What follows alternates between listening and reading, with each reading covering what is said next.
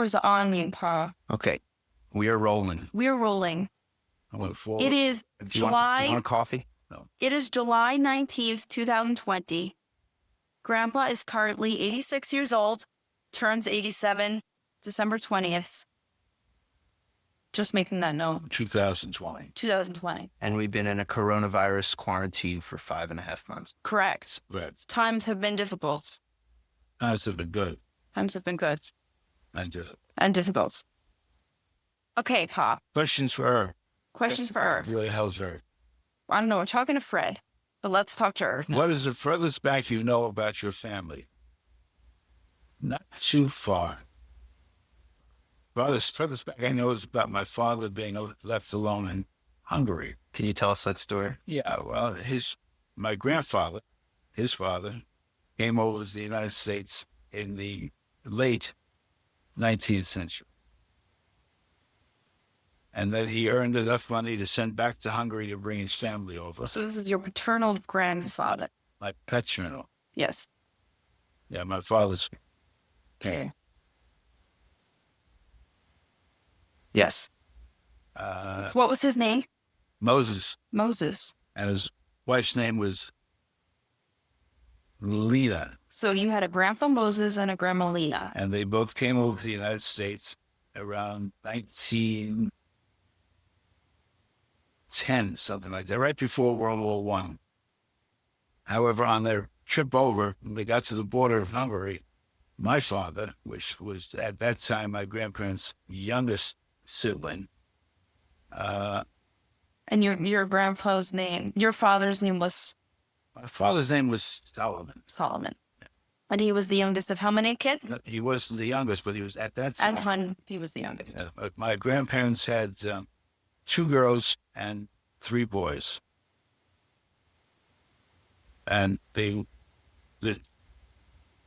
I think that the younger boy, which is my uncle Sidney, was not born. He was born in the United States, but I think the rest of them were born in Hungary. And as they were coming over, my father, at the age of probably 6, had contracted something like some disease. My sister and I never agreed on what it was because we unfortunately never did speak to my father about it, although he mentioned it, but not specific disease. But they turned him back at the border. They wouldn't let him cross the border because he had some kind of... At the time when he got to the border, he was sick? Yeah. And they turned him back, and they had a choice. They either all go back or just send my father back. Problem was they didn't have much money, so to all go back, they would lose all the money they spent to get to the United States. So they decided to send him back to, I believe, either my grandfather's brother or my grandmother's brother. I don't know who, but they sent him back to somebody, and he stayed with them from the time he was 6. I believe he was 6, till about 21 when he was able to get to the United States. He lived with his uncle, but they were very poor in those days, family. So my father used to tell me they would tell him to go to bed at night because there was no food.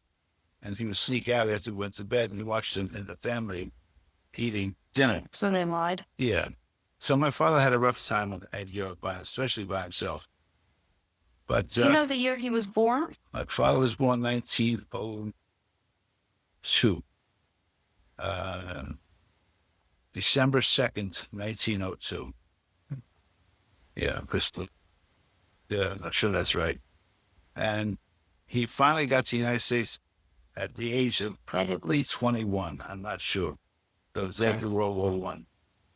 He came to his parents' house, and he stayed there. He was kind of surprised when he got there because they had another child. Uncle Sidney was born in the United States. My father didn't know anything about it, so he had a younger brother. And I don't know where he lived, but he must have lived with his parents on the Lower East Side. And the minimum amount of education, and some Jewish education, but not so much secular. There were no schools those days. What do you mean those? In Hungary, there was no. Oh, in Hungary. Yeah.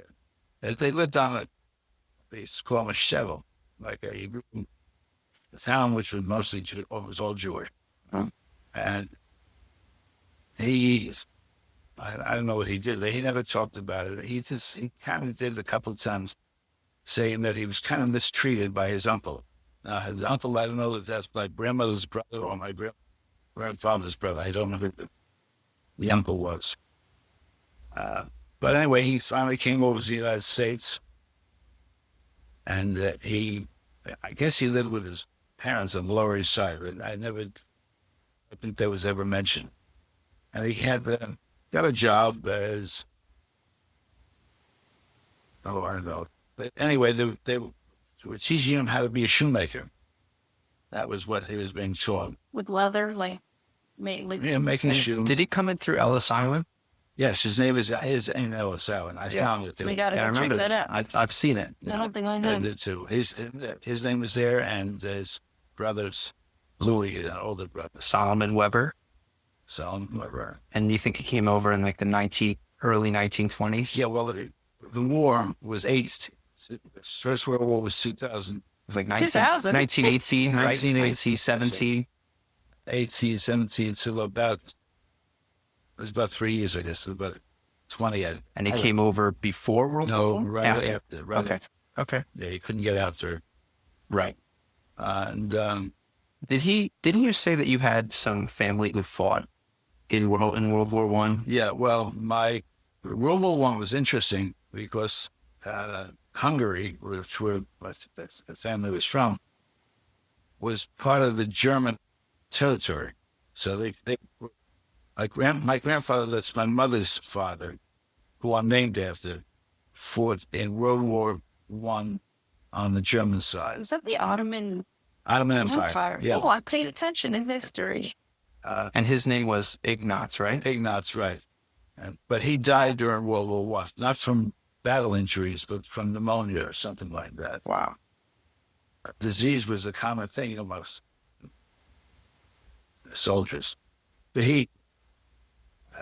so I was named after him. My mother's family stayed in Hungary, except my mother came over.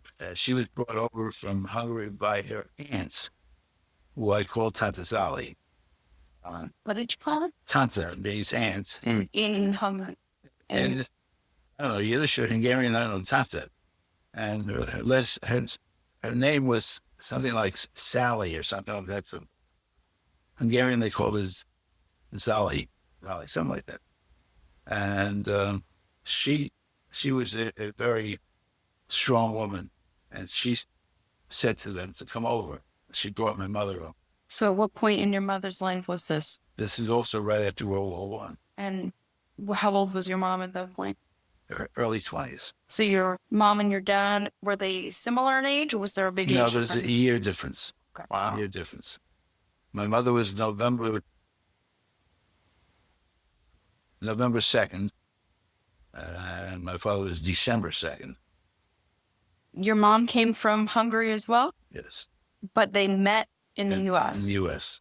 How they met exactly, I don't know, but there were activities for the people that they could meet, go to dances and things like that. So they met there. They never talked that much about it. I have no idea, really.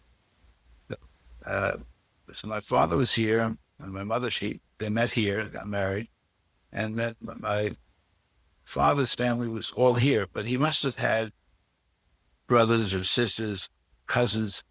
I never found out about any of them. Never thought to ask about any of them. So we may have cousins around somewhere. Matter of fact, some woman that said contacted one of my cousins in Long Island. Recently, right? Yes, I've yeah. heard about that. Right. They said they were related to us, and they said they had met my father too, but I had no recollection. I don't know what ever happened. So my parents met here at probably some kind of Jewish organized dance for Lower East Side. And they got married. And then in the 1920s, late 20s, like that. And my sister was born, I think, around 1927 or something, but I can't remember. She was 8 years older than you, 6 years. 6 years old. And her name was? Renee. Or Rivka, they might have called it too, I don't know. And my parents, my father had a job as a textile or shoemaker or something like that, which he didn't want to do. So he borrowed some money and bought a grocery delicatessen in Queens. And that's where I was born. You were born in Queens. Yeah. I was born at the Astoria General Hospital, which is in Astoria and still there. I guess it was so good a hospital, they kept it. That's quite a story. It's quite a story. It's fun. It's one up for the... and I was too young for the store because I don't know where the pictures are, but my mother had pictures of me in a baby carriage in front of a delicatessen store in Long Island City. So somewhere, I can't remember the street, but it's around 60 some odd street in Queens. And he had that store for a while. And you said, tell us about how they worked in the store. Oh, this was the Depression, so things were a little difficult. Mid to late 30s. Hmm? Mid to late 30s, 1930s. Yeah, well, this was really when I was born and my sister was already born. But my parents had a store. It was open from 6 a.m. in the morning to 12 p.m. at night, 18-hour day. So my father would open the store and he had help him, but I don't know who or what in that period. I was too young. And he would open the store and work until about 12, 1 o'clock. So like that, then my mother would come down and help him. And he'd go out and take a nap, stay in the store, and then close at midnight. It was a difficult day. And the store was kept open from like 6 a.m. to 12 p.m. Crazy. For a deli? 18-hour day. Grocery, deli. That's a long day. Uh, Was there a story of how during, and I know we're not there yet, but World War II, is your sister taken back to? No, that was before World War II. Before I was born, in the early 1930s, my mother took a trip back to Hungary to visit her sister, two brothers, and her mother, because her father had already died in World War. And my sister was there. They were there for about 6 months in Hungary with my mother's mother and sisters and brothers. They stayed on a little farm in a little town, which we went to see. Well, we tried to go to see. We were in Europe, but I never got there.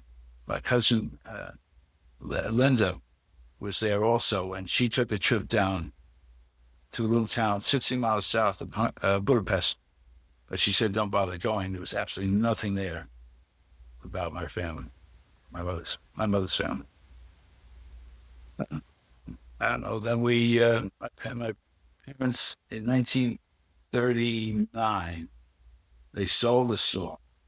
And we took a ride in a 1937 Buick four-door car. We took a ride down to Miami Beach. Like a vacation for my folks. So in this six-seater car, because there were benches in the cars those days, not bucket seats. So cool. And no seatbelts? No seatbelts. And the cars didn't go that fast either, though. But still, the trip consisted of this one car, including my father, my mother, my sister, myself, my aunt Ruth, and my aunt Helen. Actually, they weren't my aunts, but we call them aunts. My mother's aunts. And there were about six of one of the six. So you switched into that car. Yeah. There was one other person, his name just at the moment, I can't remember, but there were 7 of us in this car. Wow. I was the smallest one, so you would think I spent a good deal of the time on somebody's lap. But being a little rotten kid as I was, I got a seat and Renee sat on somebody's lap. Oh my gosh. Well, it took us 7 days to drive down to Miami.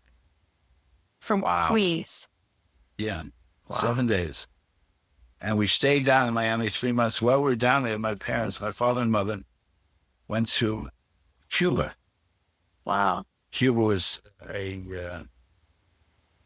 Communist? no, it wasn't communist in those days, but Dictator. dictator. Right. And we were going, at least I think I remember, going to Miami International Airport. And my parents got on a plane that was double propellers. No Engine. propellers. We went up to the second floor, standing outside on like a balcony, and saw the plane take off, and we waved to them. I don't know if they saw us, but we waved to them. Wow. So they went to Cuba for vacation. Yeah, well, they went to Cuba. If you take a trip, they were down in Florida on a vacation, so to speak, but this was Florida. Wow. I don't know how long they were there, but they were there for a while. Did you ever see photos of them in Cuba?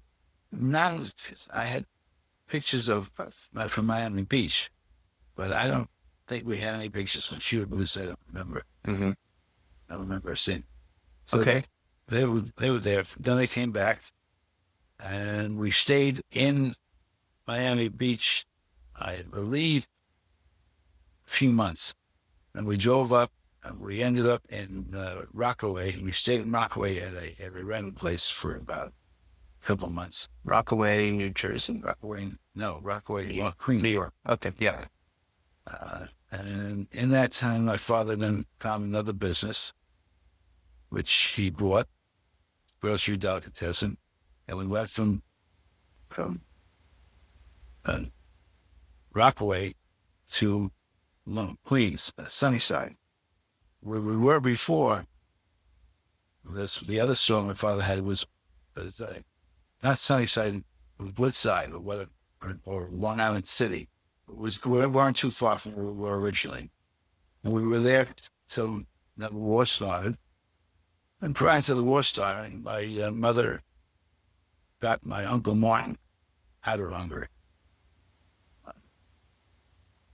She should have gotten, well, her older brother died before that. But she could have gotten her sister and her 2 nephews out, but wasn't that easy, and they didn't really want to come. Nobody thought anything about Hitler at that time, so they stayed there.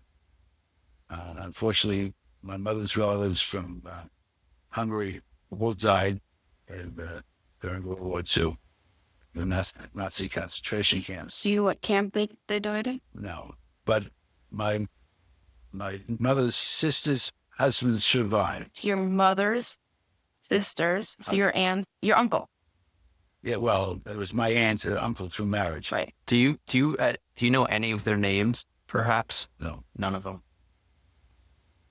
And did you say, going back to your father's open a new business, wasn't it a liquor store? No, or it was a grocery delicatessen. And the first one was also a grocery. Okay. And then eventually he got into. Well, I'll get to that. Okay, sorry. Don't rush it. I'm not Russian. I know. You French? Russian. Okay. Well, where was I? We were talking about your mother's sister. She did bring them. They weren't expecting it. No, nobody thought, but in terms of what was going to happen. So she got my Uncle Martin. Wait, let me interrupt you for a second. When did you and your family here in the U.S. find out what happened to your mother's family in Europe? Probably at almost the end of the war. Yeah, 1930. And how did you hear about that? I was only 12. Do you know how word of the deaths of somebody over there would... It was just after they would. I know, but it's not like they would identify names, you know? No, if somebody died, a relative would have contacted us. But this wasn't just somebody dying. This was everybody. So They probably assumed. But my mother's sister's husband survived. Excuse me. And I think he came to the United States, but I do not remember him. But then he went back to Israel. Oh. He stayed in Israel. He died in Israel. I think he remarried, as a matter of fact. So he might have some family in Israel. He may, yeah. But who's that? I don't know. Hey, Jelly. So that was, I was too young really for World War II. I mean, World War II started, I was 6 years old. And by the time it ended, I was 14 or 13. So tell us about your childhood before World War II and how it was impacted during World War II. World War II didn't impact me at all, except that when we started having air raid drills. In the United States. Yeah. So I remember going Like a up. shelter in place kind of thing. Well, my father's had the store on the main avenue there, and we were in an apartment. Matter of fact, we moved to that area, and my parents got an apartment in what's still there. It's called the Celtic Arms, which is a full block of apartment houses. And while we moved in there was another building going up across the street. And when they finished, it had a big sign across around the top of the building, 6 months free rent. We moved. So it went, and I remember walking home from the store to where we lived, which is just a block. But again, I was only 7, 6, 8, whatever. And somehow or another, I had a rifle. I don't remember whatever happened to this rifle. Not a rifle. I don't think you could have used it to shoot, but it was a rifle. So I'm 7, 8 years old, and I go up into this apartment. We were on the sixth floor, I think, or the third floor. I don't remember. And they had the air raid drill. I'd be the only one in the apartment. I used to take the gun and sit on the floor. The rifle was probably bigger than you. Well, it was no good. You couldn't use it anyway. But Are those the same rifles that you used to keep in your basement? no, that's different. I don't know what happened to those time ago. So we lived there until 1944. But you said you used to tell me that rubber was hard to find. Didn't you say something? Yeah. During World War II, even after, you couldn't get rubber. It's difficult. So the rubber. And tin foil? Yeah. Tinfoil you could not get. My father sold cigarettes in the store, and the cigarettes came wrapped in tinfoil. We used to pull these tinfoil off the wrapper in the cigarettes and collect it. Probably it was worth something. Money. Yeah. Now they don't use tinfoil. Tinfoil is too expensive. I use aluminum foil. So how did that go towards the war then? How did they use it? They collected it and must have melted it down to use how they needed it. So what was your relationship like with your siblings? Sibling.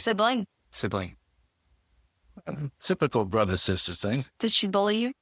She what? Bully you? Were you her punching bag? No, she didn't. Well, she did, as a matter of fact. And so one day, I don't know how old I was, one day she was coming at me with a hairbrush, and I grabbed her arm, and she couldn't do a thing. That was the end. No more bullying. But actually, I had no problem. I got along with my sister. She was all right. What were your school days like as a child in elementary school? Were you a class clown? Did you enjoy school? How did you do academically? Well, we walked to school. There was no such things as buses or anything like that. Uphill both ways, as you say. In a snowstorm. Yes. There was no days off the snow, but New York City is different than out here. When it snowed, 10 minutes later, it was gone. I went to, first school I went to was PS 125 in Queens. It was a walking distance about two blocks away from my father's store. And I occasionally, one of the bread salesmen would come by with a car and he'd unload and he'd give me a ride to school. What was the price of bread? 5 cents? 10 cents? Probably pretty close. I don't remember. Yeah. So I went to elementary school, 125. In October of 1943, my father sold his business. His second business, his second grocery store. Yeah, he sold his business And I don't remember if we did anything or not, but he then found a liquor store to buy in Hobo on 8th Street. Not there. So That's right near Washington Street, right? Right. they're near on Washington. That's right where Andrew and Heather are now. Andrew and Heather were on like 14th. 14. Yeah, it's right around the corner Do you from them. remember where they had that little party for it? Yes, at a Little restaurant. it had the name of the restaurant was an actual name. I don't remember the name, but yes, so it was right near there. On that farm, on that corner on 8th Street. Wow. Wow. It was a liquor store. Matter of fact, we moved then to from Queens, and my parents got a apartments at a 2-family house on 54th Street and Boulevard East in West New York. West New York, New Jersey. West New York, New Jersey. And I would walk from the apartment in 54th Street all the way down past the Lincoln Tunnel, all the way to Hoboken. And I had a dog. I was take the dog with me. What was the dog's name? Sleepy. Actually, the full name of the dog was Cleopatra Sleeping Beauty Weber. Are you serious? She only responded to Sleepy. The reason that I named the dog Sleepy is because when I first got her, she just slept. I don't know whether she had been mistreated before. Cleopatra. Oh, Cleopatra Sleeping Beauty. And do you remember what kind of dog it was? Or- Yes, it was what we called in those days Heinz. Ketchup. 57 varieties. It was a mutt. But like a terrier kind of dog? mostly a terrier, yes. Yeah. I have a picture of her. Yeah. How about the color? Gray and white? Is that when you started carrying around treats in your pocket? No. No, you didn't have treats in those days. At least I didn't see them. But I had a dog. Unfortunately, she got out one day. Wasn't, didn't spay dogs in those days. She got out. She came back, and whatever period of time afterwards, she had either 7 or 9 pups. What? So she left and then came back pregnant? Yeah. What? It's risky. And what did you do with all the puppies? Well, I don't remember what happened to most of them, but my cousin Saul, his name was Saul. Saul was my father's older brother's oldest son. Is that Don Weber's father? Father. I was so confused about That that. is too soft. Yes, Saul Weber, interesting during World War II, is he was a paratrooper. Interesting, a Jewish paratrooper. I got a book somewhere, that's not my house, Oh, yeah, and his images. with his picture in it, and a little story about him. He was a paratrooper. He was a big fella, big guy, nice guy. And when he got married, he married this young lady, I think from Boston. He was 6'3", she was 5'10". Wow. So Saul is your cousin. Saul was my father's brother's son. First, Right. So Saul was your first cousin. Right. Right. He was a nice guy. So he took a puppy? He took one, a little black one, and he got called back into the army during Korea. Wow. And he took the puppy. The puppy went to Germany with him. I lost track of what happened with the dog. But I don't know what happened with the others. We gave them away. And then, unfortunately, the dog she couldn't control herself after she had puppies. She had a lot of problems. I came home one day from grammar school, I guess it was. Yeah, grammar school. And I said, "Where's Sleepy?" My father said, "She must have run away." He put her down. What does that mean back then? He put her down. Did he do it? No. Or He took her to some vet or something. So can you tell us about some of your religious activities in your family? Did you guys do Shabbat every Friday? were you growing up Orthodox? Most were. In a way, religion became an interesting thing because my father felt that he was slighted, that he was not happy about religion because he was left in Europe by himself. He didn't know he had a brother when he got. So my father was not religious, but by being not religious, he's probably more religious than we are now. He did not go to services, saw us open 7 days a week, Friday, Saturday. But we did go, and he did close his business for Rosh Hashanah, Yom Kippur. So we did that. I remember going numerous times to the temple. I don't remember for what period, what they were, but with my father, and I remember sitting next to him with the tallis, and like any other kid, I played with these sisters, whatever. TT. We went to a temple in Long Island City where I started my Hebrew education. How old were you at that point? Probably 8. That's when I started Hebrew school as well. It could have been earlier, but 8. And that was a conservative temple. We then, when he sold the store and we bought the place in Hoboken, and we lived in West New York, the temple in West New York, which is, I think, still there, called Shir Zadok or something like that, was a Orthodox temple in Western. And I went there for Hebrew school, and I was bar mitzvahed. At that point, were you keeping kosher in the house? My mother, in a sense, tried to keep a kosher house.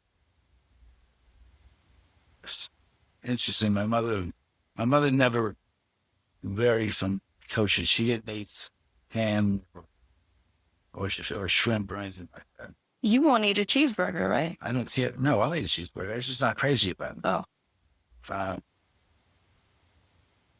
And we had 2 sets of dishes, but it was difficult because we were in the store and we ate in the store.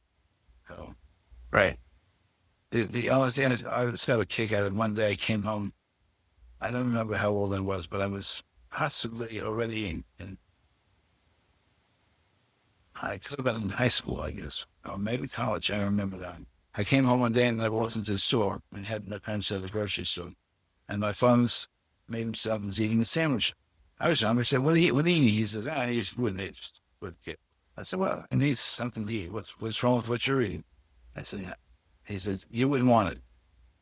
He was making himself a ham and cheese. That's what I was going to say, ham and cheese. Well, he used to make so many of them because they had a big lunch business. My mother was terrific at cooking hams. She cooked a great ham. In the house? No, in the store. In the store. But she wouldn't do that in the house? No. Right. So she had, for a while, she had 2 separate sets of dishes for Passover. But I think she stopped doing that. I don't know. They stopped working basically when I got married.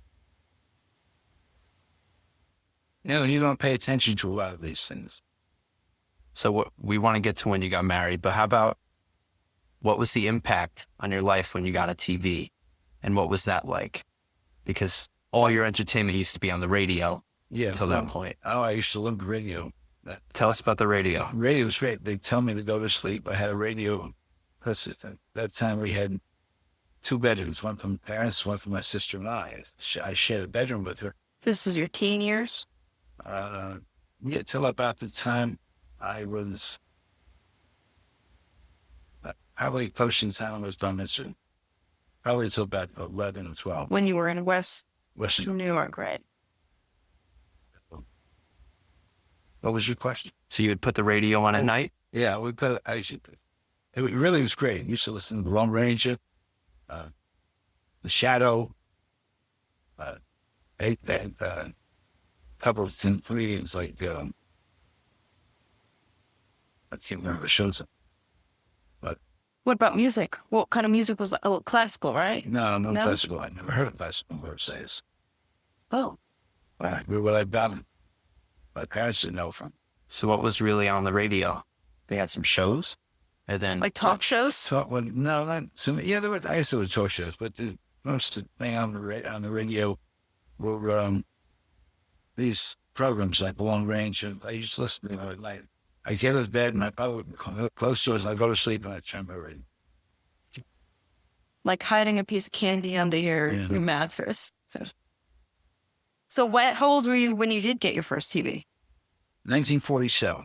So you were 14 or 13, turning 14. Yeah, right about the time I was bar mitzvah.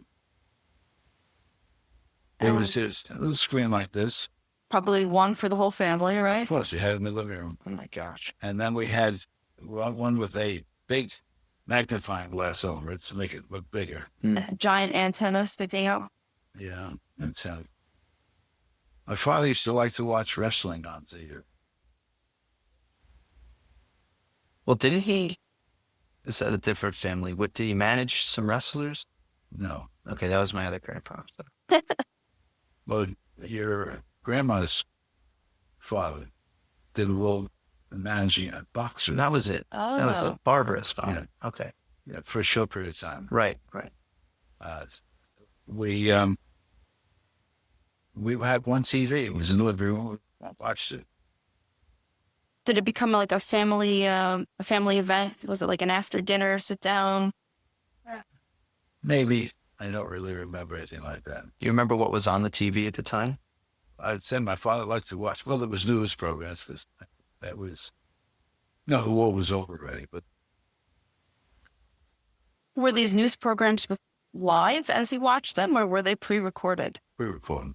Couldn't have that much longer. Right.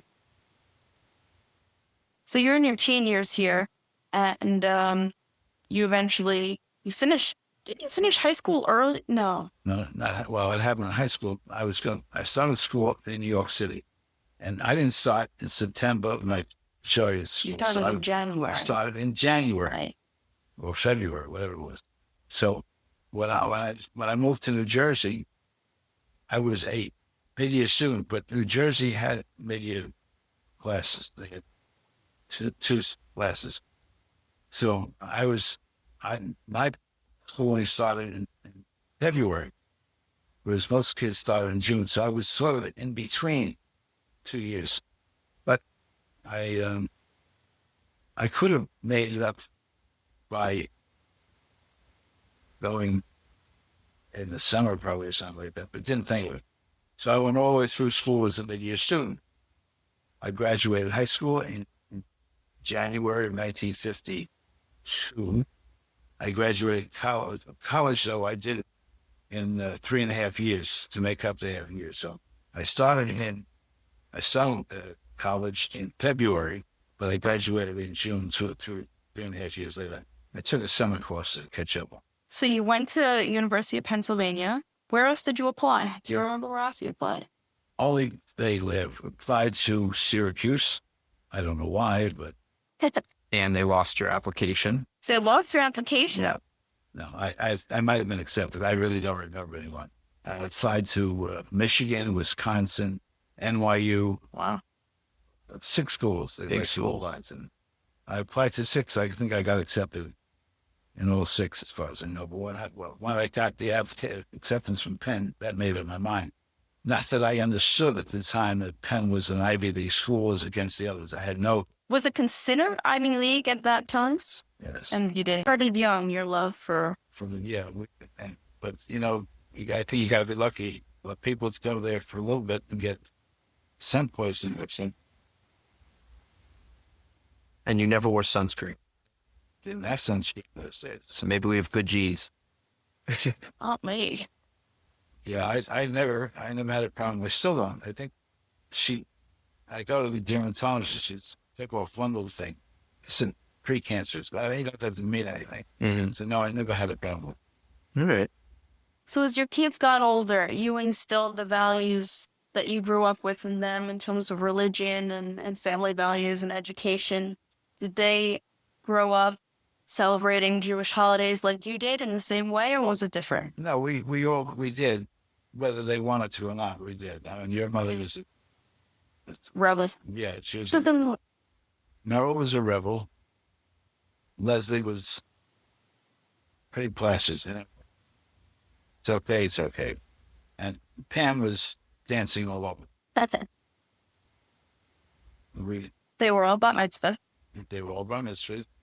They all That's had to eat their children. peas before they got up from the table. Yeah, and then they eventually did.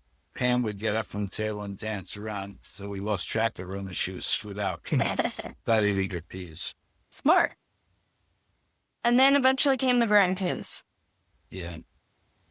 But well, one thing about grandkids, you love them all equally. But what happens, the first one gets your attention because you know it is around. Right. And it just worked out that Alan, like your father, likes to play gong. So if he would go play gong, I would take Jamie Saturday morning, usually a Saturday. And when he was To the playing park. to the park, Vanson. Vanson on. Park. it's gone on a train, went to the zoo there. Wasn't much of the zoo in those days. I used to, in the wintertime, I would take him to the mall. We walked through the mall.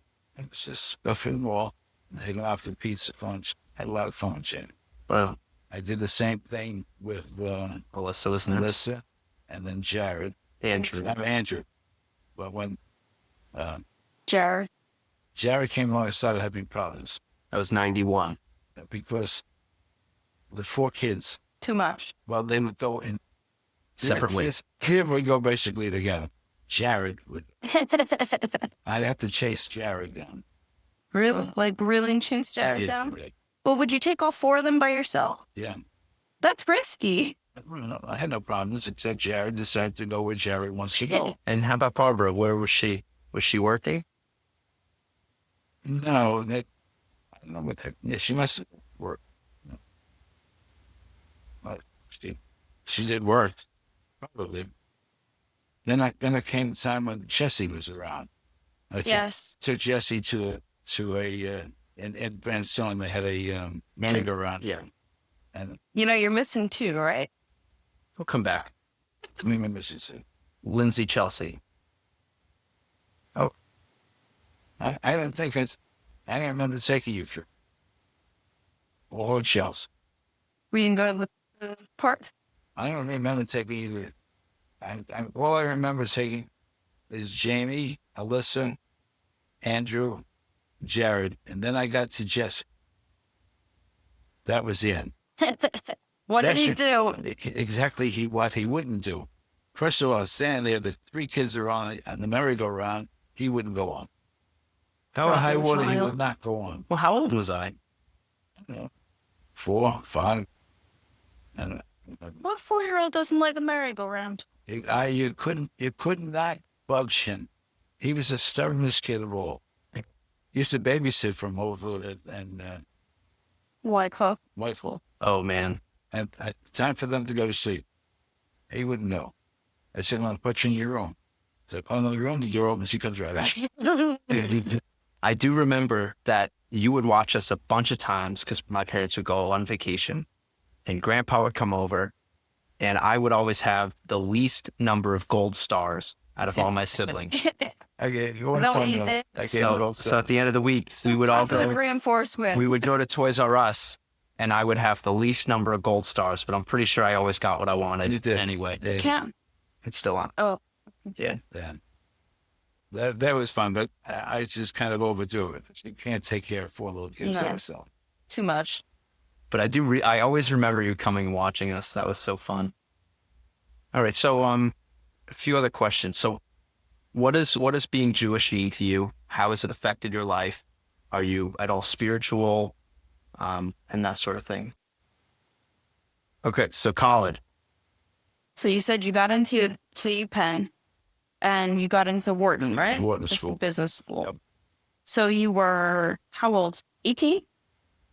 I had just turned 18, yeah, because again, I was a mid-year student. I started college in February.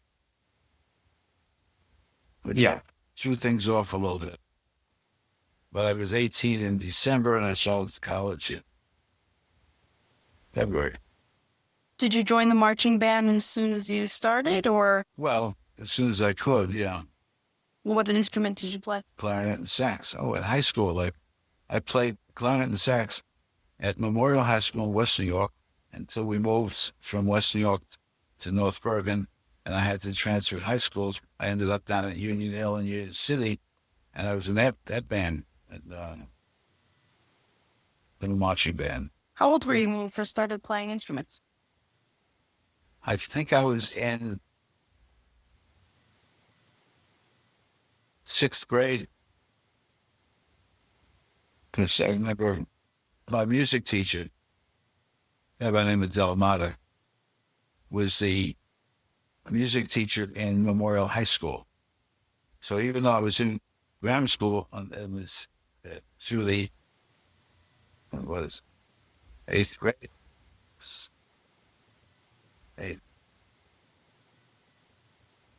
Yeah.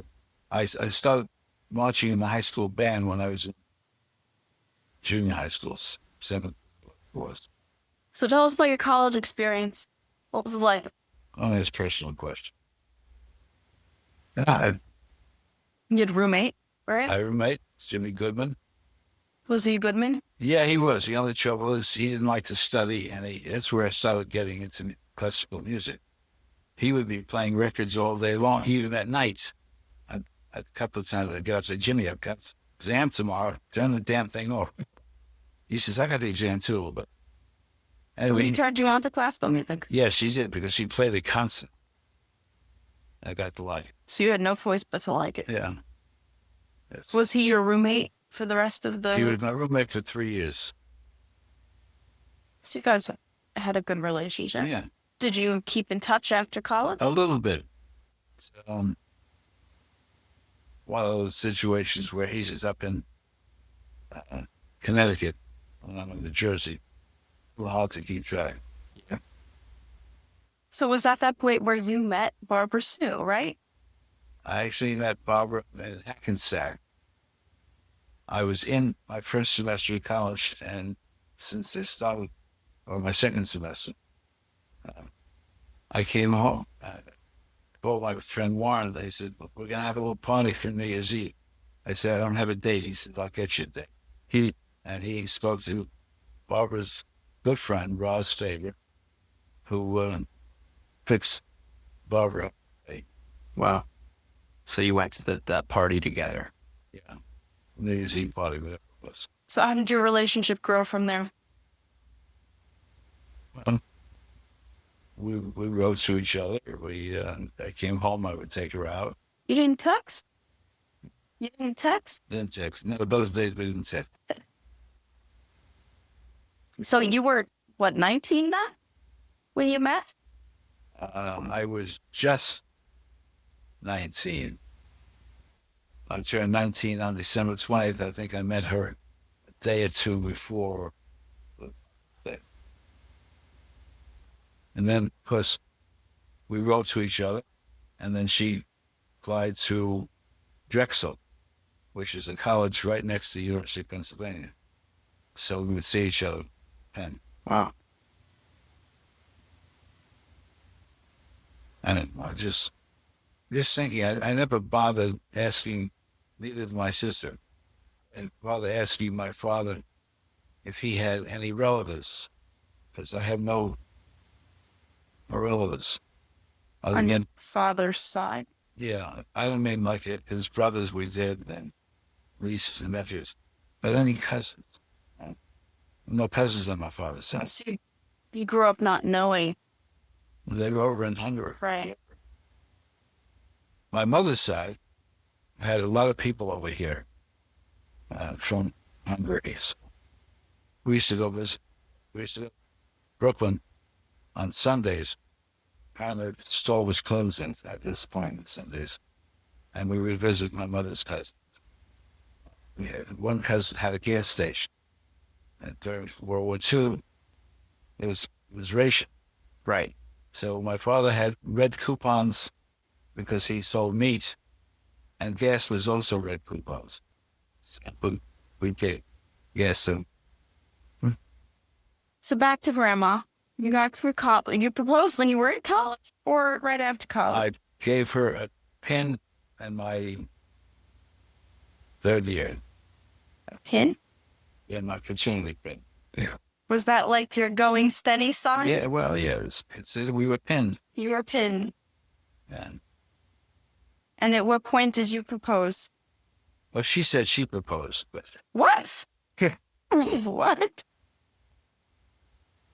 well, we came home for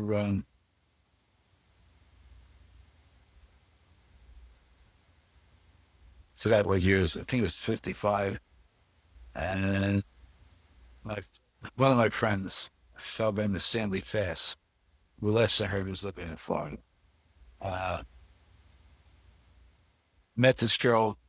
We proposed over the summer. We went up to one of the hotels a week or so, and he met this young lady there, and he was got engaged. And the day when he got married is when I gave up engagement. So how old were you when you proposed? I guess so. 21. You won. So you married Grandma Barbara. I did. I think so. And a couple of years later. So you went to the Army before you went to law school, right? I started law school in September. Well, Marilyn was born first, right? No, No. I started law school in 1956. Again, mid-year. Started in, I believe, 2 months later, I got drafted. 2 months later. Wow. Okay. I ended up in service. I had basic training down at Fort Knox, Kentucky. At the end of the basic training, the company of about 120 fellows, about 8 of us were left and not assigned any.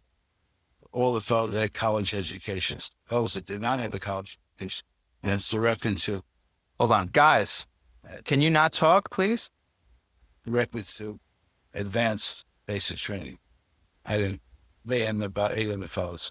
It's in the company building where we were at Fort Knox, but we weren't assigned anywhere.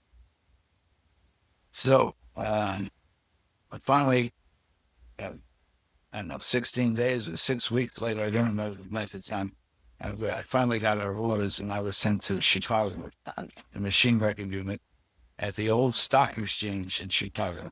And the wind was blowing the right way. It smelled like the stock exchange. But they had a big unit that had says stock on the office building, which was no longer used as stock market. And it was a machine wrecking before computers, but we had what you call cards. Like the punch card. Punch cards, yeah, thank you. And I was in a unit which was run by a civilian, and there were about 10 to 12 guys in the unit. What we did is we ran off the reports on the transfer of personnel from here to Germany, and whatever, for the Fifth Army. I was in the Fifth Army because it was Chicago. And one day, I was going through a report, and lo and behold, there was my name, going to German. So I went over to my boss, who was a civilian. I said, hey, I'm going to Germany. He said, Billy, if you don't want to, I can change it. So I said, well, let me talk to my wife.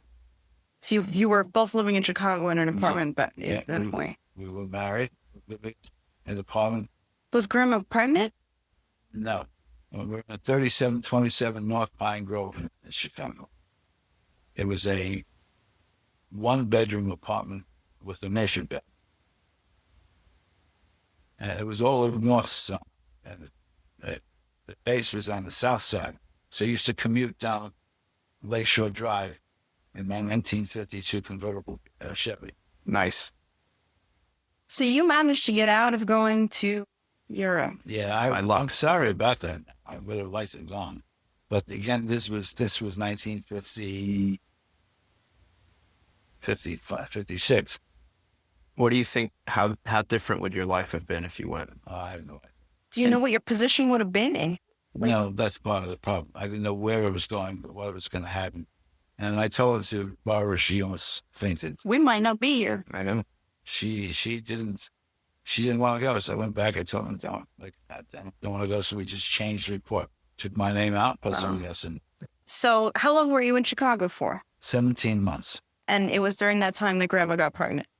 Yes, because we left, come home on June or July of 56, and Merrill was born in May of 56. No, 55 then. 58. 58. You're right. To push it forward 2 years. Yeah, well, I got the time. But we were in Chicago from, I was drafted in 56. I was in basic training till the end of 56. And the February 57, I got sent to Chicago. And May of 58, Meryl was born. Correct. And we left Chicago in, it must have been June. I think I had one of those U-Haul things attached to the back of my car, and I took all our stuff. You drove home? Drove home. Wow. So you drove home, and where did you move to with a newborn baby? Maywood. Maywood. 10, what was the name of the street? Maywood. I don't know, maybe 10 Maywood Drive, something. In a garden apartment. And we were there a couple of years. Well, was Leslie born when you were still there? Or were you still there when Leslie was born? Yeah. We were there when Leslie was born. Leslie was born there. And did you go back to law school? I went back, practically started over again. I don't remember how many credits I got, but I went back to law school at night. Night. So you were a CPA during the day, or I wasn't a CPA yet, because you had to take exams, CPA. But I was working for an accounting firm in New York. It was the same firm, basically, that I was working for when I got drafted. I went back to them. I went to school at night for law. while Grandma was home running a business and raising Meryl and I wasn't running any business. She had her hands full of two babies. 2 babies. So she didn't start BWA yet. No. Not till we actually moved from 1289 Hudson Road, 1219 Northumberland. Okay. But we were there, we came home. I went to law school, I had a job, mechanic firm in New York, which I had been before I left, but I didn't like the commute from Maywood to Manhattan. You said those old, I don't know if you remember, probably not, brown and tan buses that spews smoke. Oof. So by the time I got to the city, I was sick. I said, that's enough, I'm not doing that. I quit the job in New York, got a job in Teaneck, actually, a small accounting firm. During this time, I was going to law school. Is that what triggered the move to Teaneck? Your job position there? No, my in-laws probably get moved, and we had a good deal on the house. We remodeled it. So you moved from Maywood to Teaneck. 1289 Hudson Road. Right. And was Pam born at that point? Pam was born in 1964. Yep. And we were living at 1289. She wasn't born. She was born at 1289, I think. Okay. So what was your experience like with... Your mother came over, not your grandmother came over and sat with Meryl and Leslie when we went to the hospital for Pam being born. Who did? You mean Marilyn List? Meryl and Leslie, they sat for Meryl and Leslie. My sister came over. We called her. So Renee came over and watched Meryl and Leslie. Yeah, when we went to Right. So what was your experience as a dad of 3 young girls? At times it was a little rough. Leslie was a problem. Really? She would cry and they couldn't get her to stop crying. The others, Meryl and Pam, were easier. But it wasn't. It's just that I had to be out and working at school and studying for things. Managed. We always managed. It was fine. So how about, what should we transition to? How about a Columbia sandwich? I told you you could have a lunch break. I'm not hungry. So what was your experience with the girls as they got older? Did they shut you out as they got older? Did they include you as a parent? I always got along well with How about like, what was it? Did you go on any trips with them that you remember? Yeah, well, I remember one we went to the Amish country in Pennsylvania. Oh yeah, we have some reels of that. That was on that movie film. Yeah. I didn't see that. So recently, my dad took some of his old videos and put them onto a CD, or actually, it's a flash drive. So we have. Did you talk about your honeymoon at all? We kind of skipped over that. You went to Miami for how long? 2 weeks? The honeymoon was before I went into the service. Okay. So the honeymoon was in 1955. The end of the year. Got married on December 18th. We flew to Miami Beach, which was the first time. Grandma flew, right? Right. I had flown before because I don't know if don't remember now where. But Were you wearing a suit, or like did you dress up wow. to go on the plane? No, Well, I know some people did, right? I don't. Early on. Okay. So at what point when the girls were born did you purchase the apartment in Florida?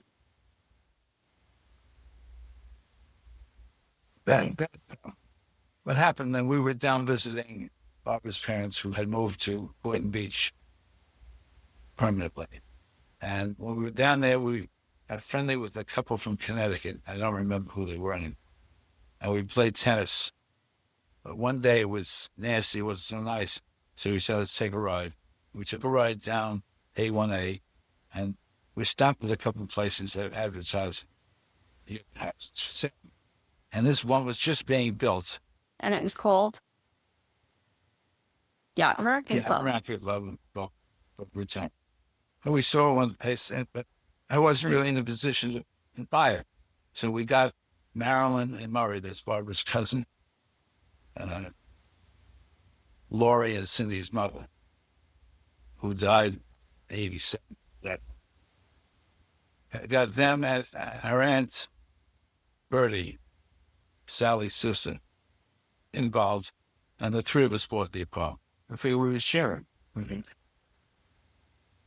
Which we did. I don't remember too much about the sharing, but at one point or another, I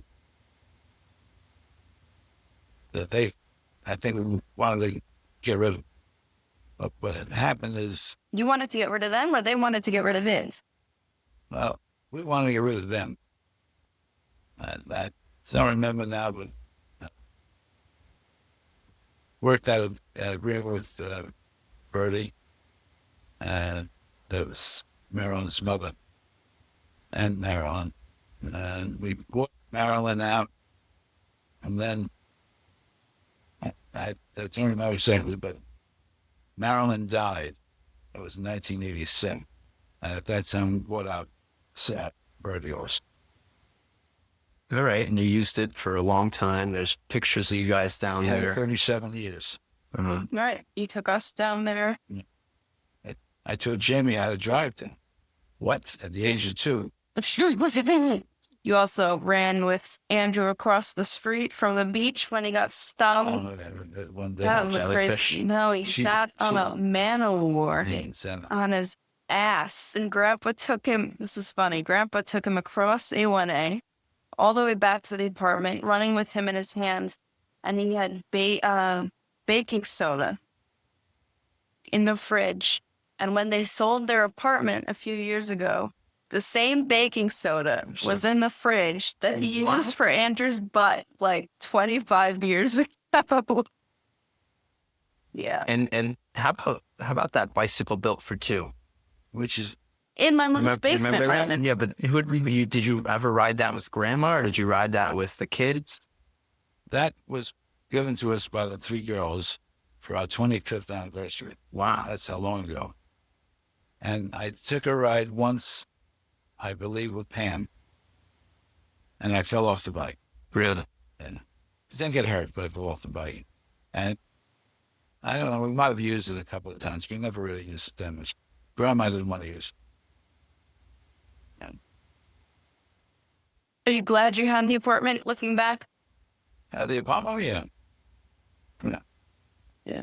Okay, so how about your career? So after the Army, you got into did you finish law school after the Army? Yes. Okay. But I was working as an accountant during that time. And interestingly enough, I about the time I graduated law school, I also passed the CPA exams. Why'd you do both?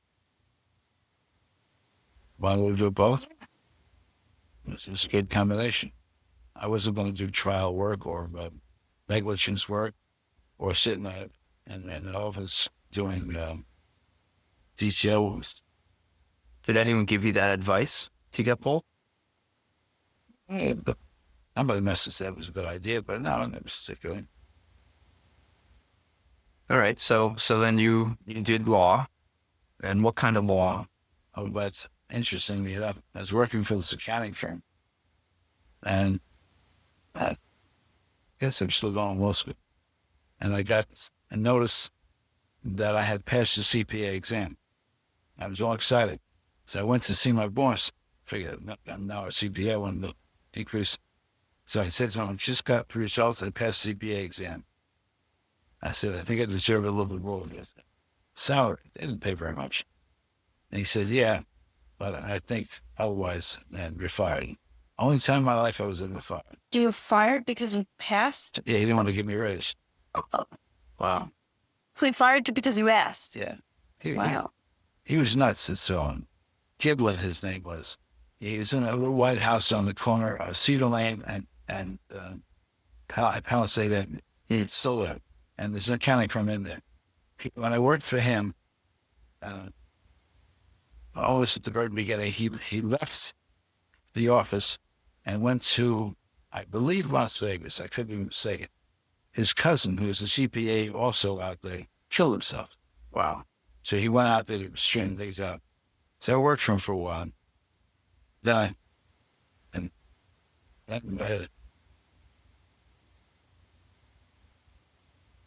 I directed that. I'm not sure. I don't remember that, but Right, you were a newly minted CPA. yeah, and I saw kind of pick up clients of my own. And a number of years later, I heard he killed himself also. Jeez. Oh, so he was really crazy. Wow. Makes the world go round. And so that was pretty recently after the Army. You went to work for him? Yeah. Okay. Yeah. Then I said, what the hell? I got a few clients, so I decided to go out on my own. But I didn't really have enough to. So I worked for another accountants who had no objection to me doing my own work. And then I passed the bar. At that time, when you passed the bar, you had to clerk. Like Andrew did. I had needed 9 months of clerking. So couldn't get that 9 months completed working for the accounting firm. So I went into Hackensack looking for a job.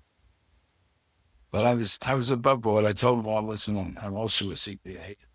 Or also I'm getting credits for a CPA, so I got whatever. And I got a job with a fellow by the name of Milton Lasher, who was county counsel in Bergen County all through World War II. I worked for him, and I'm still doing work for what was his firm. He had working for him two fellows, Bill Fonslow and Bob Krause. When Milton died, Bill Fonslow and Krause. Bob Krause continued the firm. Then Fonslow retired, but his son-in-law came in and started working there. So I continued doing work for them. And then Bob Krause retired, and he went to Cedar Crest. He died about, at the age of about 98. He died about 5 or 6 years ago. So after you got involved with that, what area of law did you focus on? Because I know Mostly real estate. see, Real estate. started with real estate, you finishing up with real estate. And you always did tax as well? I always did tax, yeah. Although I think this is it. Yeah. The Great. last season. I agree. It radically changed this year with Trump coming in. Well, let's not talk about that. Trump's our president. Yeah. So let's talk about something interesting. I know that at some point you owned a piece, not that the other things weren't interesting, but you owned a piece of a dock or a harbor at some point. I had a partner from 1972 to 1975, roughly, out in West Jersey, which was a big mistake. What, the partner or the dock? No, both. Okay. What? Well, first of all, my partner was full of it. We had an office out in West Jersey, and I'd be in the office doing something, or whatever it is, and somebody would come in looking for my partner. I said, well, no problem. I'll get a hold of him at the courthouse. So I call him, and the clerk where he's supposed to be in front of the courtroom. He said, he hasn't been here all day. So I had problems with my partner. And then he got involved with other things, with the marina and with the restaurant, which were big mistakes because neither he or I knew how to run either of them. And How did you do all these things at once? Between CPA, the law, the owning, the caves. It was like a side business. Yeah. Anyway, that was a big mistake. And Did you ever own a boat, though, or did you just own the he dock? had a boat. He had a wooden 1930s or something like that. What's the famous boat company? No idea. Well, he had one. We went on a road once. I took Barbara once. I'm not happy. She was not a fan. No. Now then we during this time we took a trip to Bermuda, Barbara and I. And we were staying at this nice hotel right along the ocean, and they had these little boats with just the sailboat, it's a little sailing mill. Can't think of what you call them, but I had a basic understanding of them because I had the marina for a while. So we went out, and Barbara's doing, and I'm in the front, she's in the back, and I don't remember now whether she fell out of the boat or what. Did you push her out? No. Well, but the problem was I was not really that proficient. Fortunately, when she fell out of the boat, somebody on the shore saw what happened. So two of these young fellas, college students, came out in another little, and saved her. got her onto their boat. And they said, so you want us to take you in? I said, nah, I'll go with myself. So, you gotta, I don't know. But anyway, I'm trying to go this way. The current is taking me this way, and the best I could do is this way. But I finally got it around. I finally got it. You had to park it, which you didn't know how to do. No, that wasn't the park. The problem was getting the boat to go in the direction you wanted to go. Mm-hmm. Okay. They have those at Chippendale where you Yeah, move little sailboats. What are they called? There's a name. I know what you're talking about. Where you literally sit on the top of the boat and it's very small and you maneuver the sail yourself. Yeah, that's how it is. Yeah, Sunfish or something like that. something like that. Yeah. All right, so that must have been a fun trip to Bermuda. It was a nice trip. She fell off the motorcycle, but she didn't get hurt. She fell off a motorcycle, too? Yeah, I think so. When were you on a motorcycle? In Cuba, that was the way you got around. Grandma rode a motorcycle. Cuba or Bermuda? Bermuda? Yeah, okay. What did I say? You said Cuba. Oh, no, we didn't go to Cuba. My parents went to Cuba. Right.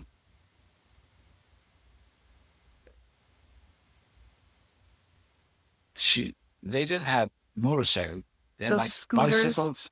Yeah, like a Vespa. Something like that. That's how you got around. So any other interesting risks or stories that you have, in your career? Well, there's one where I shot the president. No, I was The current president? I don't know. All right, so you always loved the beach your whole life? When you went to Yacht and Racket Club, you were right across the street from the beach? Right. Yeah. Well, actually, going back to when I was about 6, 7 years old, we came back I said we went to Miami. I told you that. Yes. with 7 people in a 6-seater car.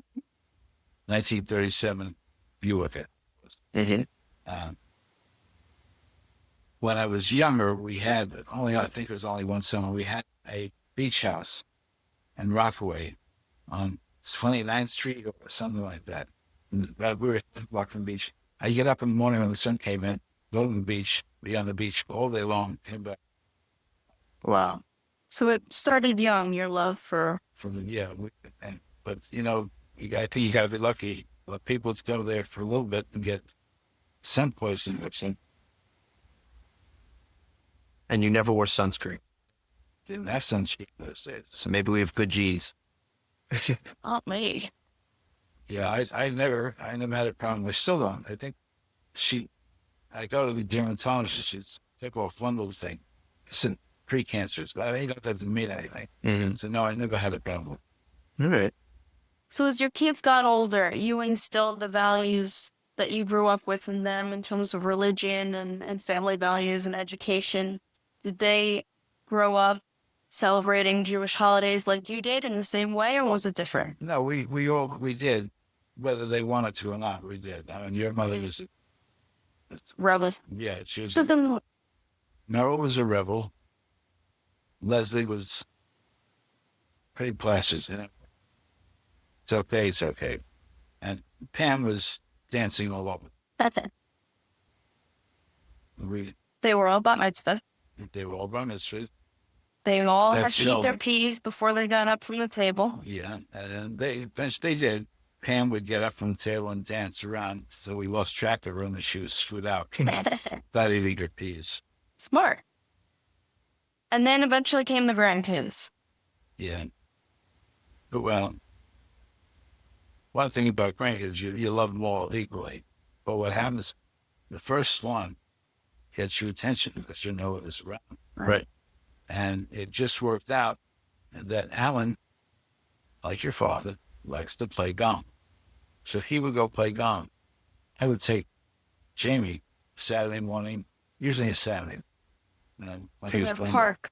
To the park. Vanson. Vanson So Park. It's gone on a train. Went to the zoo there. Wasn't much of a zoo in those days. In the wintertime, I would take him to the mall. We walked through the mall. It was just go through the mall and take him out for pizza lunch. Had a lot of fun, Jim. Wow. I did the same thing with Melissa was next. Melissa and then Jared. Andrew. Andrew. But when Jared. came along, I started having problems That was 91. because the 4 kids, Too much. well, they would go in Separate ways. Here we go basically together. Jared would, I'd have to chase Jared down. Really? Like really chase Jared Yeah, down? really. But would you take all 4 of them by yourself? Yeah. That's risky. I had no problems except Jared decided to go where Jared wants to go. And how about Barbara? Where was she? Was she working? No, I don't know what that. Yeah, she must have worked. But she did work, probably. Then it came the time when Jesse was around. I took Jesse to a in Van Stilling. They had a merry-go-round. Yeah. And You're missing 2, right? He'll come back. I remember she said, Lindsay Chelsea. "Oh, I didn't remember taking you for all Chelsea. We can go to the park. I don't remember taking either. All I remember taking is Jamie, Alyssa, Andrew, Jared, and then I got to Jesse. That was the end. What did he do? Exactly what he wouldn't do. First of all, standing there, the 3 kids are on the merry-go-round. He wouldn't go on. How high water he would not go on. Well, how old was I? I don't know, 4, 5. And What 4-year-old doesn't like a merry-go-round? you could not budge him. He was the stubbornest kid of all. He used to babysit from over and Whitehall. Oh, man. And time for them to go to sleep. He wouldn't know. I said, "I'll put you in your room." I said, "Oh, no, your room, the door opens, he comes right out." I do remember that you would watch us a bunch of times because my parents would go on vacation and Grandpa would come over and I would always have the least number of gold stars out of all my siblings. Okay, you Is that what you said? So at the end of the week, we would all Positive go, reinforcement. we would go to Toys R Us and I would have the least number of gold stars, but I'm pretty sure I always got what I wanted You did. anyway. Yeah. Can't. It's still on. Oh, Yeah. Yeah. That was fun, but I just kind of overdo it. You can't take care of 4 little kids by No. yourself. too much. But I always remember you coming and watching us. That was so fun. All right. So, a few other questions. So what is being Jewish mean to you? How has it affected your life? Are you at all spiritual? And that sort of thing. I have a problem with that because Problem answering it or problem No. with? well, the idea, because I have a basic conservative way I was brought up. My grandparents were Orthodox. My father was not because he felt that he was left. So, but he did manage, and my mother managed to keep 2 separate dishes, and my father couldn't go to Friday nights or Sunday services because he worked. But we always went to the high holidays. And I don't remember whether he closed the store, but he would leave the store there with the help he has.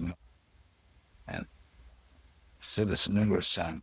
They would ask my father, they said, Sal, how can you leave the store with these two clerks? They're going to rob you crazy.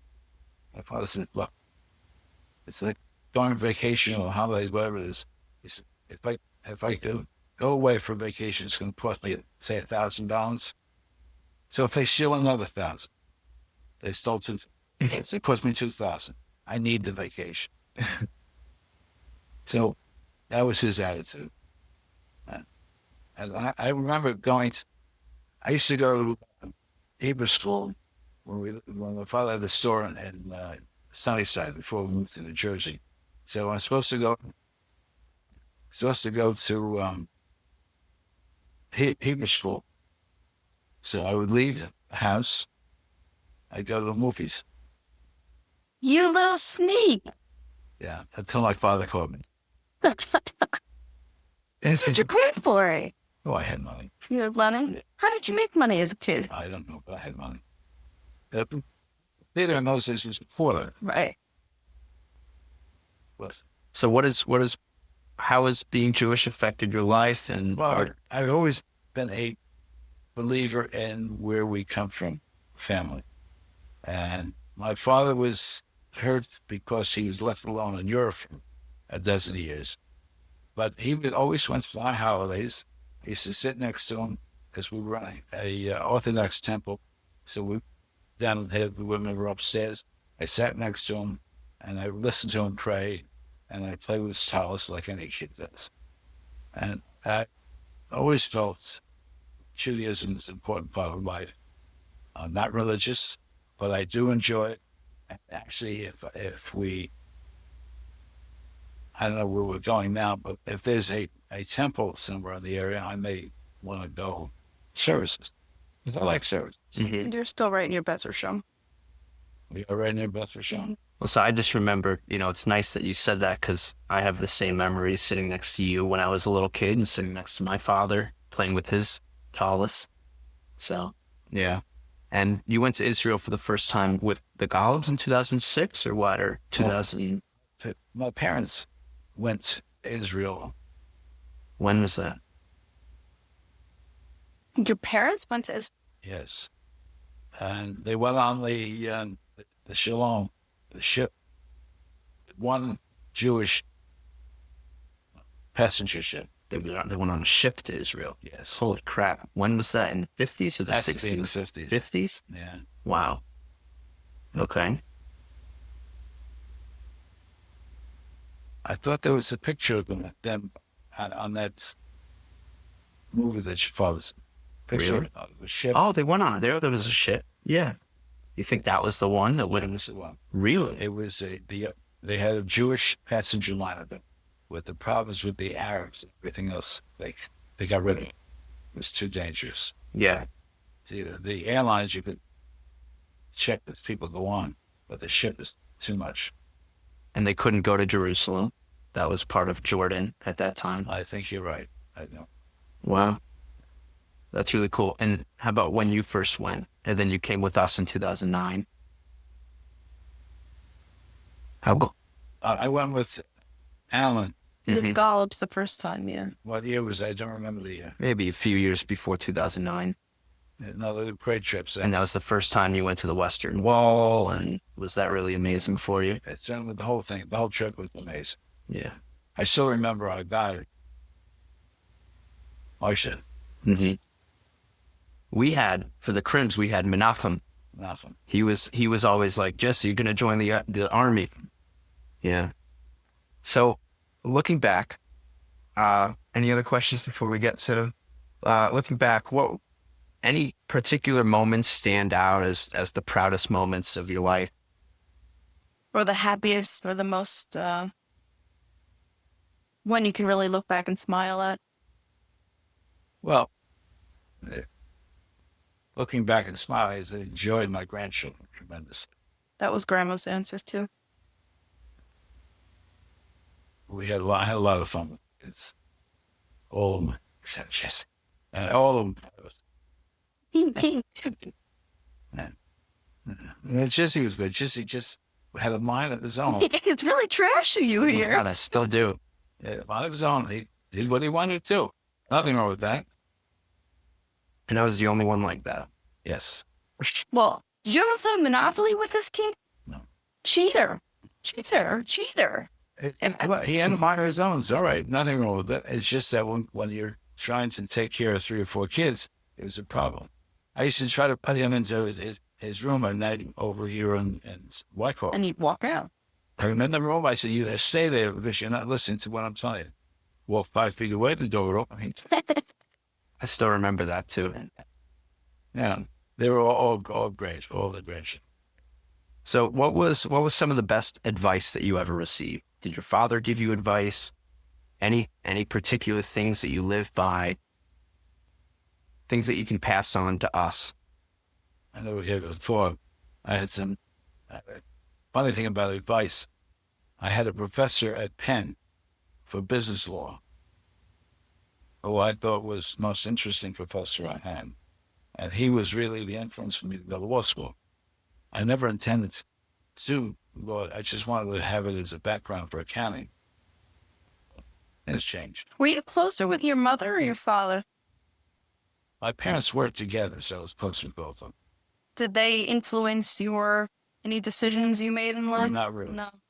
But my father said he never went to school other than he was. So he was uneducated and still successfully ran all those businesses? Yeah, I don't know how much education. This is the trouble. In those days, I never thought of asking these questions. Like, he came over. This is the whole family was like this. His parents came over. He came over. Nobody, none of my grandparents' children or grandchildren know anything more than starting with my grandparents. They must have had cousins and uncles, aunts, who knows, over in Hungary. And you don't know? So, yeah. That was one. That's the big disappointment. That's a shame of this. We have, in fact, somebody called a couple of months ago. Yeah, on Long Island, yeah. But who the hell knows? Right. So is that maybe your biggest regret? Any other regrets that you have? Well, yeah, my grandchildren. No, Besides Jesse? I have no regrets. Everything went nice. So would you say that, like, what's a big principle in your life? Principle? Principle. Like family. Is family the biggest thing in your life? Or Well, family basically is. Family is. do you where do you think that came from? Because it's incredible that our mothers have the same thing. Do you think it started with you? Were your parents like that? Or was your family as close as Grandma's family is? My mother's family was Well, even my father, his father was small. Hey, they girls didn't really know my father's side too well. No one did. No, because the grandfather died at 76, and I must have been 17. I don't remember if my grandmother died before or after, just around the same time. There was no family to go back to. And my mother's family in Brooklyn were all cousins, so forth. So you were family oriented from a younger age. Wait, yeah, but you see, during World War II, when you had a Sunday, the store was closed. The war was going on. What could we do? So we should go visit relatives. And most of those relatives were my mother's side.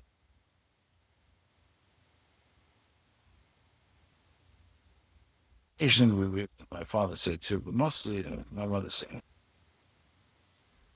I have no regrets. No regrets. No. Are you happy where you are now? No With regrets. Jesse? Yeah, I'd rather be in Florida, but yeah, I'm happy. Is there any miracle that happened in your life that maybe changed your life? Something crazy that happened. Like for me, I had a gun to my head when I was 18 I remember that. and I survived that. So is there anything like crazy like that happened and made you say, wow? No, I think the miracles were when my children, Mm-hmm. especially, again, the first The one, first one, yeah. not because like one more than the other, but the first one is when all the experience comes out. Mm-hmm. Well, when Meryl was born, we used to call her, because that was really grandma, and a sterile Meryl, like that. Sterile marrow. Or something like that. Wouldn't let anybody, I'm going to use that later. wouldn't let anybody hold her or hold her hand. Well, that's grandma. No, So- that's And so I just want to ask this question just to get the no or yes. Despite all the hardships and pain and all that comes with life, would you change anything about your life or career? yeah, I'd have $1 million and two more. So, yeah, but not really. No, you can't change it. Things are as they are. Yeah. You want to ask the future? What is something you want or hope for all your grandchildren and great-grandchildren? More great grandchildren. That they watch this video. So say you're speaking to baby Ella and all the future grandchildren out there. What's something that you want or hope and wish for all the grandchildren out there To in their experience, life? I to, wish them health, happiness, and money. financially successful, good family, Safety. children. Children are very important. So one more. What traditions do you want your family to continue? Tradition. Well, I would like a little bit more towards Julius. That's important to you? Yeah, I think that you don't have to be, I'm not, you don't have to be that angry, but have some culture. Yeah. Like, Do you feel regret that you weren't more religious? no, No. but I feel regrets that my family is not a little bit more, Meaning your daughters and grandkids? yeah, especially my oldest. She was a rebel from day one. Yeah, but that's her own choice. Yeah, I'm a little disappointed when a holiday comes and we don't have a little get together. Yeah, it's important. That's our heritage. Exactly, it's a heritage. It's a shame we lose it. Mm-hmm. Right. So keep that going. Yeah, but I had, again, it takes two to tango. Barbara's family is just, Right. so it's hard pulling her into it and the kids. So missed a lot of it. But we did get the girls' bus mitzvah.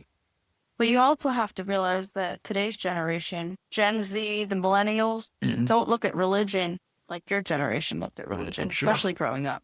Much different. But I don't know if you could group Jews in there because we're such a small minority. Definitely. A lot of Jews are more culturally religious today than they are religious in terms of acknowledging. Yeah. But Grandpa, I want to know one last thing. So your father would probably always lead the high holiday seders for Passover, and you guys would have family come over to your house for holidays. We had it when I was little. We had it mostly at my grandparents. Okay. And your grandfather would lead the seder, Right. and then eventually he passed away and your father led the seder? Yeah, we'd have different situations, over the years, yeah. And when did you start leading the seders? Well, nobody else wanted to. And that's as far back as I can remember. Yeah, well, because my parents lived in Florida. So then you didn't meet them for Passover every year. They came up a couple of times during the year, but I don't remember them being there for Passover. We've got but one thing. Weber Family Circle. Oh yeah, tell us about that. Well, that's an interesting thing because it goes back many years. My father had 2 brothers and 2 sisters. The sisters died. I know the younger sister died in 1937. She's buried in the cemetery not far from where my father is. What did she pass from at such a young age? Believe it or not, I think it was pneumonia. And Grandpa, where is your father buried? New Montefiore in the town of Long Island. I can't think of the area. Okay. New Montefiore. What is that? Cemetery. Okay. He's there. My father was a member of the Knights of Pythias, a lodge. You heard of Masons. Well, they had these lodges, organizations. And they started out as burial organizations, but a lot of them became more than that. So he was part of the Knights of Pythias in the Greenpoint Lodge in Queens. And they bought a cemetery, an area in a cemetery. This was the New Montefiore. Right, there's a national cemetery out there. It's hundreds, thousands of soldiers. Hey, hey, either exit 110 on a That's okay. We can look it up. We got Google Maps. yeah. But I'm worried about the camera's battery. So talk about the Weber Family Circle. You said. Oh yeah, but my father, it was a close family, so they'd get together. So my father and his 2 brothers decided to have a little. Let's take minutes, and before you know, we had a little club, which we used to meet once a month. I think once a month. And at each other's houses, because it was only my father, 2 brothers, and a half a dozen children. Now it's gotten very big, kind of difficult. So your father's brother's son was Saul, right? Your first cousin was Saul? Yeah, Okay. yeah, And then it grew from there. that's right. Well, it was originally my father and his 2 brothers, and the children of his sisters. Now, we lost track of one. Can't think of his name even, but there's one cousin who was living in Scarsdale. He was a surgeon of some kind. He came to one meeting, and I went to one of his kids' bar mitzvah. But I don't know, just didn't follow through. So it wasn't just a get together though. Like you guys would discuss things and you would have minutes. They started keeping minutes. So what was like really discussed? They would keep records of who said what and what was spoken I about. didn't know that. Yeah. It was like an official thing. So like what was discussed at these things? And nothing is specific. It's whatever's kind of birthdays, holidays. So they just wanted to document and keep track of what the family was doing. At what point did it get the official name, the Weber Family Circle? Oh, I don't know. Goes back a long time ago. That's interesting. And how old were you when they started? How old were you when they started? The first meeting was right before I went into the Army in 1956. I think that was first. And when your kids got older, were they required to go? Always required. Well, did you want them to go? Did you bring them to every? You run into cousins, but you know, it was nice. Like anything else, it mushroomed out. So then now it's different. No, it's huge. Yeah, but that's why the thing they had in Jersey City was a good idea. We had each one of my uncles and my father were head of the organization. And then went to Saul, my cousin Saul. There was a couple others. One of my father's sister's daughters was Helen. We have 3 Helens in the family. Geraldine, do you know who Geraldine is? I've heard the name. That's her mother. Why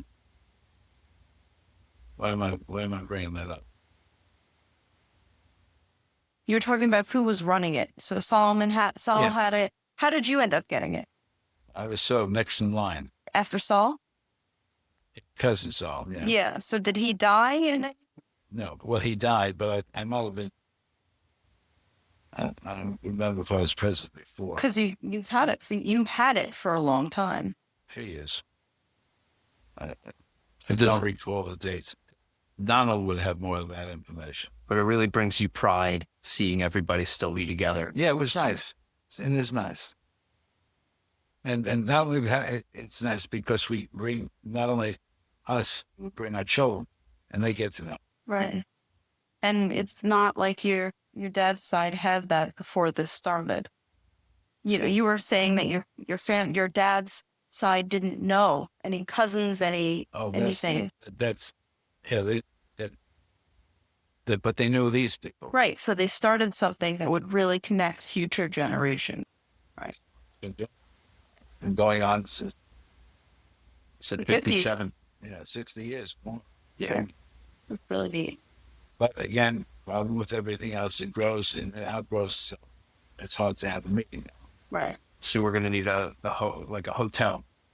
Well, what we had in Jersey City was interesting. We found Ryan Weber found an Airbnb in Jersey City. It actually worked out, it though. worked right on it. Yeah. Perfect. Yeah. It was nice.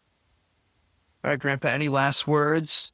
Any words to your future generations? To Ella and her cousins and her siblings. Just get to know each other and love each other as much as we love you. Well, we love you, Grandpa. We love you, Pa. Thank you for participating. You did great. And we will make this into a video for everyone. Thank you, Gramps. Thanks, Pa. No. Lunchtime? We're going to have a some pizza. Let's do it. And we're going. New place. Yes, and good luck on the Kenshire. Kenshire. No, I said that sounds like some place in London. I know. The Kensington, Kenshire.